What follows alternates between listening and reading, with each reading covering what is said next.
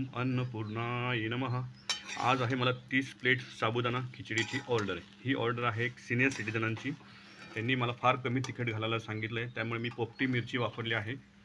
शेंगदाण्याचे टरफल काढून घेतले आहेत, त्यामुळे खिचडी अगदी पांढरी शुभ्र झालेली आहे. शेंगदाण्याचं कूट पण फार बारीक केल्यामुळे शेंगदाणे दिसत नाही आहेत, कारण की ही खिचडी आहे सिनियर सिटिझनांची. त्यांना शेंगदाणा चावता येत नाही, म्हणून त्यांनी ती पण एक इन्स्ट्रक्शन दिलेली आहे की बारीक कूट वापरा. ओम अन्नपूर्णाय नमः. आज आहे मला 30 प्लेट साबुदाणा खिचडीची ऑर्डर. ही ऑर्डर आहे एक सिनियर सिटिझनांची. त्यांनी मला फार कमी तिखट घालायला सांगितलं आहे, त्यामुळे मी पोपटी मिरची वापरली आहे.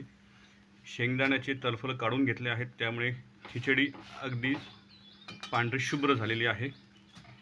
शेंगदाण्याचं कूट पण फार बारीक केल्यामुळे शेंगदाणे दिसत नाही आहेत, कारण की ही खिचडी आहे सिनियर सिटिझनांची. त्यांना शेंगदाणा चावता येत नाही, म्हणून त्यांनी ती पण एक इन्स्ट्रक्शन दिलेली आहे की बारीक कूट वापरा.